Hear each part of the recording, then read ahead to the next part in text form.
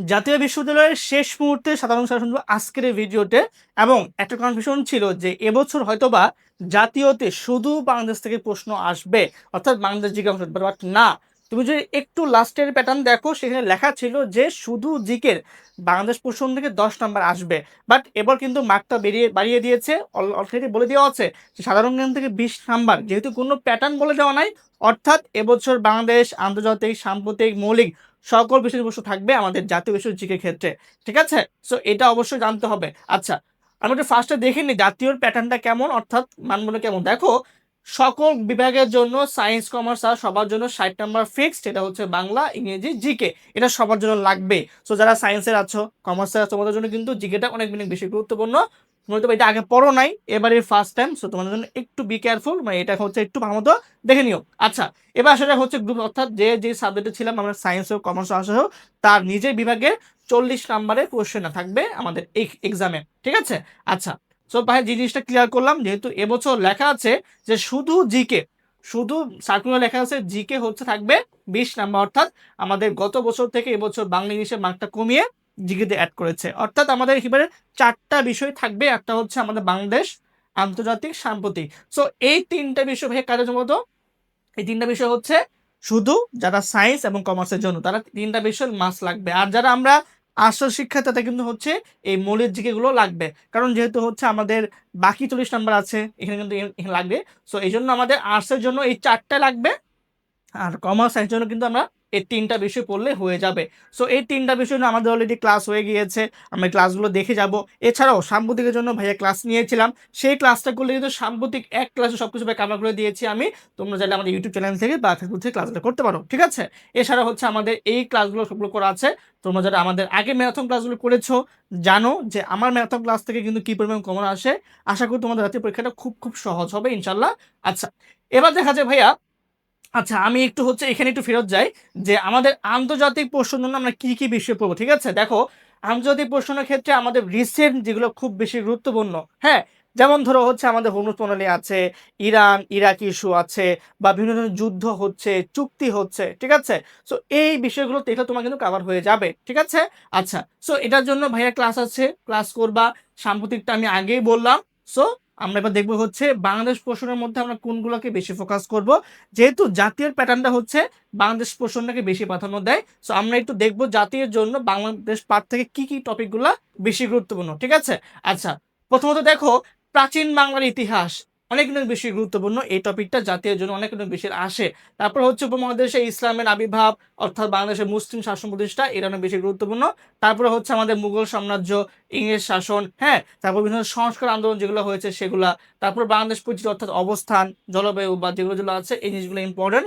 তারপর হচ্ছে আমাদের জাতীয় বিষয়াবলী এবং শিক্ষা ব্যবস্থা। ঠিক আছে, তারপরে সংবিধান এবং সংসদ, এবং সাথে সংবিধানের যে সংশোধনীগুলো আছে যেগুলো রিসেন্ট চেঞ্জ হয়েছে, অনেক অনেক বেশি গুরুত্বপূর্ণ। ঠিক আছে, এর সাথে আমাদের রিসেন্টের মধ্যে জুলাই আন্দোলন হতে পারে, খুবই গুরুত্বপূর্ণ আমাদের জিনিসটা। ঠিক আছে, তারপর সংসদ নির্বাচন, সাংবিধানিক ব্যবস্থা, যেহেতু আমাদের রিসেন্ট নির্বাচন হয়েছে, সো ত্রয়োদশ নির্বাচনটা অনেক অনেক বেশি গুরুত্বপূর্ণ আমাদের এবছরের পরীক্ষার জন্য। অর্থাৎ আমরা কিন্তু বুঝতেছি যে বাংলাদেশ প্রশ্ন থেকে কিন্তু আমাদের সাম্প্রতিক জিনিসগুলো অনেক বেশি ইনক্লুডেড হতে পারে। ঠিক আছে, সো আমাদের এখানে 3 স্টার 2 স্টার দেওয়া আছে, সবাই স্ক্রিনশট নিয়ে রাখো, তোমরা বাসায় এগুলোকে বেশি ফোকাস করে পড়াশোনা করবা। ঠিক আছে, আচ্ছা, এবার দেখো বাংলাদেশ পাঠ থেকে আর কি পড়তে পারি আমরা, সেটা হচ্ছে আমাদের বাংলাদেশের সরকারের প্রশাসনিক ব্যবস্থা, যেখান থেকে কিন্তু এবছর প্রত্যেকটা এক্সামে কিন্তু প্রশ্ন ছিল।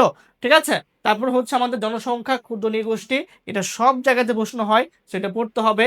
অর্থাৎ ক্ষুদ্র নৃগোষ্ঠীটা কোথায় কোথায় বসবাস করে, তাদের যে সাংস্কৃতিক অনুষ্ঠানগুলো আছে সেগুলা।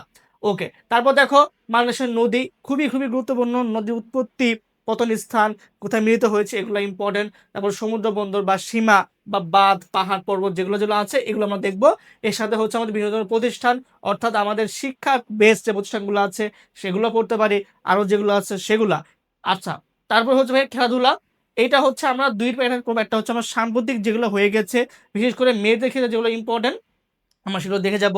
যেমন ধরো সাফ, আন্ডার 19 বা আন্ডার 20, এগুলা, বা আমাদের হচ্ছে আরো অনেক খেলা স্পোর্টস হয়েছে, বিশেষ করে আমাদের রিসেন্ট হচ্ছে আমাদের ওয়ার্ল্ড কাপ হয়ে গিয়েছে, হ্যাঁ, সেগুলো দেখে যাব আমরা। এবং সাথে ইতিহাসগুলো আমরা দেখে যাব যে খেলাধুলার ক্ষেত্রে ব্যাকডেটের যে ইতিহাসগুলো আছে এগুলা বেশি গুরুত্বপূর্ণ। সো আমরা বাংলাদেশ প্রসঙ্গ থেকে এগুলো দেখে যাব, সবাই স্ক্রিনশট নিয়ে রাখি। এর সাথে সাম্প্রতিক আন্তর্জাতিকের জন্য ভাইয়া নিজেই 2টা ম্যারাথন ক্লাস নিয়েছিলাম, তুমি ক্লাসগুলো অবশ্যই দেখবা। এগুলো কিন্তু আমাদের গুচ্ছের এক্সামিনের ক্লাসগুলো হয়েছে, অবশ্যই ক্লাসগুলো রেকর্ড আছে আমাদের পেজে অথবা আমার ইউটিউব চ্যানেলে আছে, সবাই অবশ্যই ক্লাসগুলো দেখে নিবা। এবার সে ভাইয়া তোমরা যারা চাচ্ছ জাতীয়ের পরে চাচ্ছি আমরা সেকেন্ড টাইমের জন্য আরেকবার ট্রাই করব, পাবলিকান হওয়ার সুযোগ চাচ্ছি আমরা, সেই জন্য কিন্তু আমাদের সেকেন্ড টাইম কেমিস্ট্রি ব্যাচ রয়েছে। এই কোর্সটা তোমাকে এমনভাবে ডিজাইন করা আছে, তুমি একটা কোর্সে একবার ভর্তি হলে তোমার কিন্তু আর কোনো কোর্স কিনতে হবে না। সেকেন্ড টাইম রিলেটেড যতগুলো ভার্সিটি আছে তুমি সবগুলো কিন্তু নতুন নতুন কোর্স ফ্রিতে পাবা।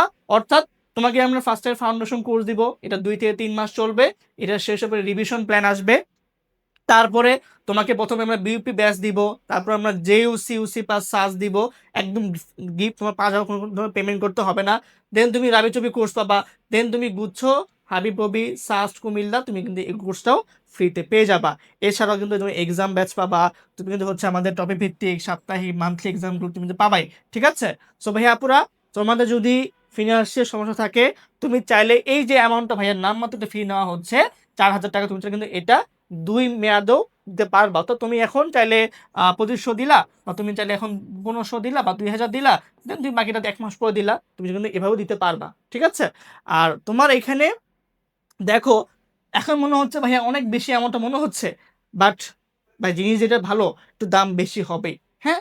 এবং তুমি জাস্ট পরে 3 মাস পর বলবো ভাইয়া এই কোর্সের ফি আসলে এর থেকে বেশি হওয়া উচিত ছিল, এখন কিন্তু তাই হয়। আমাদের এই কোর্সে সব কিছু যা দিচ্ছে আমরা দেখো, এক কোর্সের সব প্রস্তুতি এখানে আমাদের সবগুলো কোর্সের এমন হচ্ছে প্রায় 22,000 টাকার মতো, ঠিক আছে, 22,000 প্লাস টাকার মতো হয়।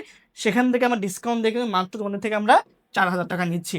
সো ভাইয়া পুরা তোমাদের অ্যানুয়াল পরীক্ষাটা শেষ করো, এরপরে তোমরা রিল্যাক্সে ডিসিশন নাও। যদি মনে করো যে পাবলিকান ফিল্ড দরকার, জীবনে আমি এক ধাপ এগিয়ে থাকতে চাই, সেক্ষেত্রে তুমি কিন্তু অবশ্যই অবশ্যই একটা পাবলিক ইউনিভার্সিটি আমাকে অনেক বেশি হেল্প করবে। সো ভাইয়াপুরা, তোমার লাইফ তোমার ডিসিশন, ভুল ডিসিশন নিও না। ভাইয়াপুরা আছি, ফ্রি ক্লাস আছে, ফ্রি ক্লাস দেখো, টিচার প্যানেল দেখো, দেখে ডিসিশন নাও।